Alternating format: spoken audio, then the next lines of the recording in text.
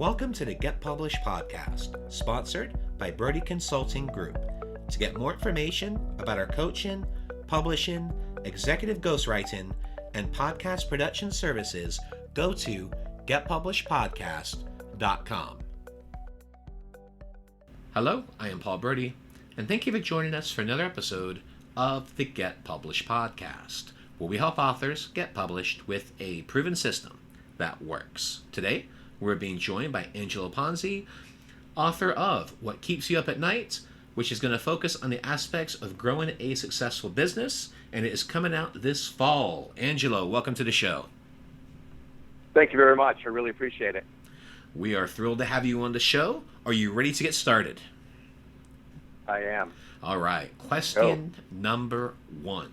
What is the one piece of advice that you would give to a first-time author who is currently writing their book?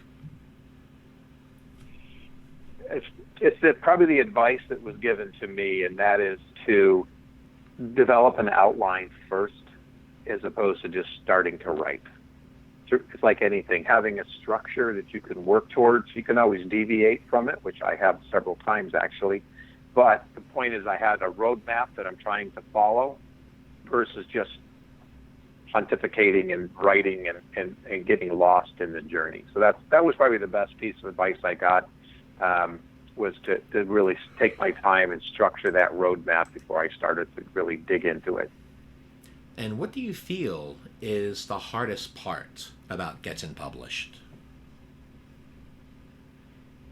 Well, I think it's to actually get published. I think it's an unknown. There's, I've tried to do some due diligence, just lots of different paths you can take, and really trying to sort that out, and the time it takes and the money it takes to, maybe go through an actual publisher versus doing self-publishing, and then ultimately, for me, how the book is going to be used and how I want to promote it, and I have a definite path that I want to use with this book and a couple others that I've got in the hopper, and really start using these as the foundation for more public speaking. I speak about maybe 8 times a year on different topics, but I really want to use the book as a platform.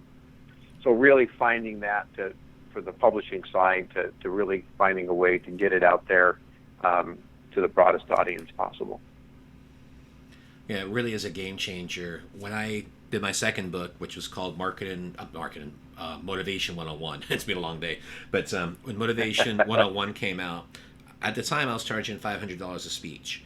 And with that book, when we went to campuses, we were able to charge $3,000. And one of the main reasons why, because we had that book and we had that credibility. And it's just amazing what that can do, especially for public speakers, to really help take your business to the next level, both through lead generation and also just having that credibility of being an author makes a huge difference. Well, I think that's really important. And from a strategic standpoint, that I've always talked about writing books over the years, and to actually sit down, and I actually started a book, a mystery, one time when I was visiting my son in college. I was sitting in the hotel room, and I had this idea, and I started to write, and I wrote and I wrote and I wrote, and I finished 3 chapters. It is now 12 years later, and I still have 3 chapters. So really making that commitment and having that purpose.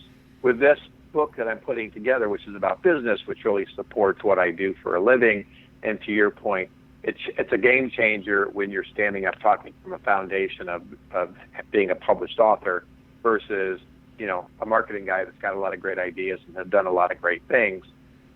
It really gives you that solid platform, and that, for me, that's a strategy going forward as I kind of get on in years and looking at how I can do more public speaking. To your point, actually getting paid more for them. Well, it gives you 2 things. It gives you authority, which of course the root word of authority is author, and credibility. And I think that's the biggest thing, especially when I'm talking to business owners. I'm like, the biggest thing that you need is credibility, and that's what having a book does. It gives you that credibility, where personally I think it buys you at least an extra 5 to 10 years of experience, because you have a book on what you do for a living, and when you give that to a prospective client and go, hey, I can't wait to work with you, here's an autographed paperback copy of my book, my number's on there, when you're ready, give me a call. That's powerful. Hmm. Yeah, yeah, I agree, 100%. Well, speaking of marketing, let's talk about marketing strategy. So please share a marketing strategy that you are planning to use in your book launch that you feel is going to work well. Well, like I said, one of the things that I have concentrated on over the years is more public speaking, and so my background and what I do, on a day-to-day basis is I'm a fractional chief marketing officer. So I work with a wide variety of clients and developing their long-term strategies, and then ultimately what are their tactics and lead gen strategies to help them get there. So I'm really trying to utilize everything I do for my clients for myself. So it really is an integration. I have already started in a couple of my podcasts using pieces of the book for conversations. I've already started to pull out kind of tidbits and directions and planting seeds on LinkedIn and the social media aspects, doing some blogging. So I've already started to kind of roll that out there, and also taking pieces and some of the stories that I use in current presentations that are from the book. So I'm already kind of doing that seed planting, looking at what resonated, what motivated people, and those kinds of things. And ultimately is for me, it's going to be really getting on that circuit and really pushing that public speaking. I think is going to be one of my main strategies to roll out this book. Well, speaking of books, I'd like to ask, what is your favorite book, and what was the number one thing that you learned from it? Boy, that's a good question. One of my favorites is actually Jim Collins' Good to Great, and I always find myself going back to pieces of that book because it's so applicable in so many of the businesses that I work with, and really, from a simple standpoint of do we have the right people on the bus? So when what's kind of the things I bring to the table is I look at insights, brand, and plan, and that's actually kind of some of the foundation within the kind of building the brand section of my book, and really understanding those nuances of your customers and your competitors. But also, so many clients forget to look internally as well. And so for me, do you have the right people on the bus to help you achieve your strategic goals? It has kind of been that thing that's always resonated with me as we go inside the corporation and really evaluate, do you have the wherewithal? Do you have the money? Do you have the capacity? Do you have the people to help you achieve these goals that we're laying out? Because it's easy to lay a goal, it's difficult to reach it. And so a lot of his concepts and principles, the BHAG and all those kinds of things, I think are really important. And again, that book has just resonated with me and something that I've talked about in a lot of my presentations and dealing with clients. And for a final question, what is your favorite quote and why? My favorite quote. That's a good one. I think I'm going to have to. I can't recall what I would consider my favorite quotes. I apologize on that one. I just can't. I can't. It's not resonating, coming to mind right now. What about your most recent quotes? Something that really got your attention? I look at that's.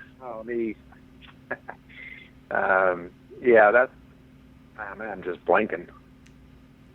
Well, blanking right now. I'll tell you what, we'll add a little bit. So with this, and I think this is a good one for you, talking about your journey and about your books. And I think Lao Tzu's a good point, and that is the journey of 1,000 miles begins with the first steps. And I think that's a good fit for what's going on with you right now, with your book and with your own journey.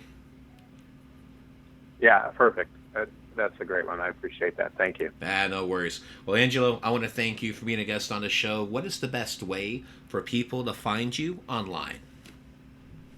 The easiest is LinkedIn at Angelo Ponzi. I'm on LinkedIn, and all my connections to websites and my podcast called The Business Growth Cafe is on there, and that is the best way to go ahead and connect with me, and I'll connect back.